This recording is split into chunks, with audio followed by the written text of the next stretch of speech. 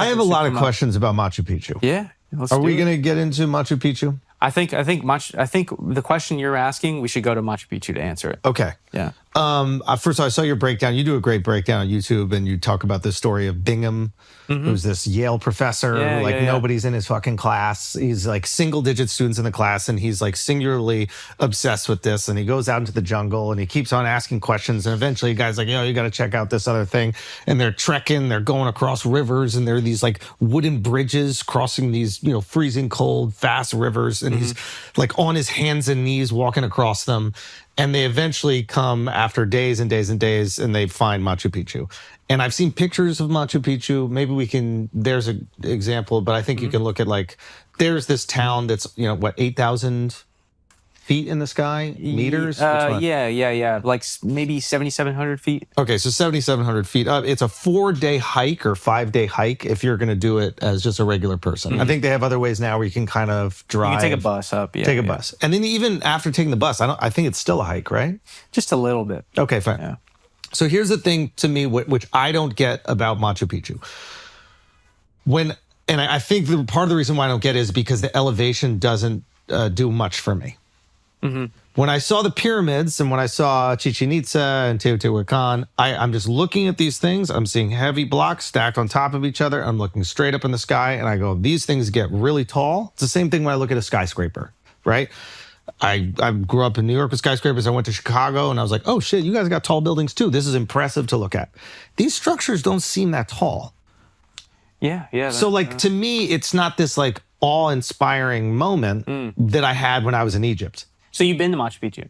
No, I haven't been to Machu Picchu. Okay, and the reason, I think part of the reason why I'm not compelled to go, I'm like, okay, they got a couple stories or something like that. But the pyramids is the most miraculous thing I've ever seen in my entire life. Outside of the birth of my children. That is outside of the birth of my first child. After you saw it once, it's not. Yeah. It's like a rerun. It's every life's a miracle. No, they're miracles. They are miracles. I'm just saying, it's you saw it. Yeah. No, it's you saw it, Mark. You know how the movie goes. Yeah. I mean, do you remember the second time you had sex? Yeah. Oh, really? I was 25. So help me understand why this is so miraculous. Is it getting the stone up to that elevation? Is it the way that the structures are built? And I understand that my take is the weird take here. Most people are just blown away by what they created. But am I approaching this with... you're asking if you're seeing it the wrong way. I'm assuming I'm wrong here. Help me be... Well, I mean, I don't know if you're wrong, right? Like everybody kind of has their own interests. Nah, shit on him. I was actually telling him yesterday that I am sort of passingly interested in like the medieval world, but I can't figure out what is it that people are so obsessed with about the Middle Ages and knights with armor and all that stuff. I haven't figured that out. So I get what you're saying, right? It's just for some, different strokes for different folks. But I'll tell you what's so amazing about Machu Picchu. And I think maybe you and I were talking about this. So I saw Machu Picchu and the Great Pyramids for the first time, like 7 days apart. And it was You flew from Egypt to Peru? From Peru to Egypt, yeah. And so it was a wild time. But I have actually never been as impressed with anything in person as I was Machu Picchu when I saw it. Take me there, please. I want to go. Yeah. I want you to inspire me to go. So Machu Picchu is very hard to describe. This view that you're seeing right here, like a lot of people's experience when they go to see the Great Pyramids, some people are actually disappointed when they go to see it because they'll say something like, "Oh, I didn't realize that it was right next to modern day Cairo and there's trash everywhere and there's people trying to bug you and this, that, and the other," and they'll be disappointed, whatever. But looking at Machu Picchu in real life is better and more imposing than this photo right here. The steepness of the mountains, like it's imperceptible. You can be standing on the top of the mountain, you can't see the bottom. It's just like straight below. It's hard to describe, and it's not an easy journey to get to Machu Picchu. So by the time you arrive there, you feel like you've earned it. Like if you and I wanted to go see the pyramids right now, we go to JFK, we fly straight to Cairo, boom, we're there within 30 minutes. We can go see the pyramids.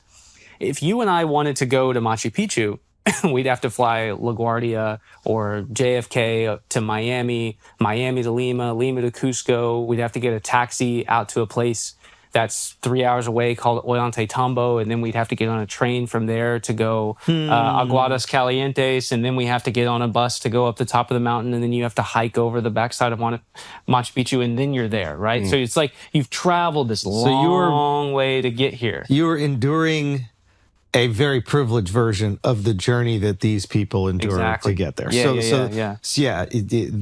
really have to chew on that to experience it. Yeah, exactly. It's sort of one of those things, where it builds up, you know. Yeah. And as far as the size of the architecture, why it's so imposing. Oh wow. Yeah. I didn't realize these walls are built right on the side of this cliff. Oh yeah. Yeah, and approximately it's how even many more so people than that. live there? So you see that mountain peak in the back? Yep. Yeah. On top of that, the city is still up there. The city still continues all the way up to the top of that mountain and around the sides of it. So those walls go around the sides of it. Oh, I thought it's Which just mountain this peak area. are you talking about? The one where the arrow is right now? Both of them. So that's Huayna Picchu, and then there's another structure on top of the little peak to the left of it. That And one too. you can walk from this thing that we're looking at, this plane, all the way up to that other... Yeah, I've walked the whole thing like 4 times. Oh, I thought it was just this plane here. No, it's the entire. So where he's standing, he's actually standing on the mountain of Machu Picchu. The city itself sits on the low end, and then that mountain on the back end is called Huayna Picchu. But the actual city itself of Machu Picchu wraps and consumes the entire mountain, both mountains. Holy shit. So, do you see that? You see that kind of grassy knoll? If you're able to you can go back to that frame that we were just on. So you see that grassy knoll that's kind of back in the middle. Yep. So if you walk beyond that, it's just jungle, and there's a little like muddy trail through there, and you can walk that trail all the way up to the back to that back peak of Huayna Picchu. And throughout the entire time, there are structures in there just covered up and like swallowed up by the jungle. And so you're really like walking in the steps of Hiram Bingham when he's there, sort of for the first time, and seeing these structures like popping out of the forest. The thing for me that captivates me, and why Machu Picchu is definitely the most imposing archaeological site that I've ever been to, is one, it gives you a sense of the sheer scale of this civilization and how powerful they really were to be centered in Cusco.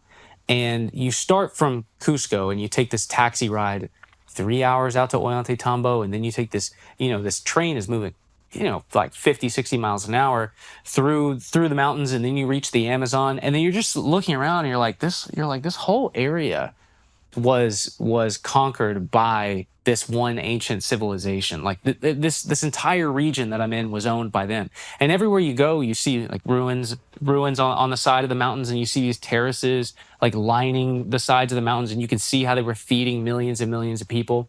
You get out into the Andean Amazon where this is, and you go up to the top of this mountain, and you're standing up there and you're like, okay, so at what point do people, and we got to remember, they had no pack animals. There's not horses. There's not oxen. So they're carrying all of this. They're carrying all the weight of all of this. Okay. So the Egyptians may have had pack animals. Like we see. Well, I mean, we know that they did, but whether or not they had them during the time of the pyramids. They also had a waterway, right? If you're going to excavate from some quarry miles away, you could potentially you can put the stones on the water and transport them there, and then it's only a short way to get them. I mean, it's.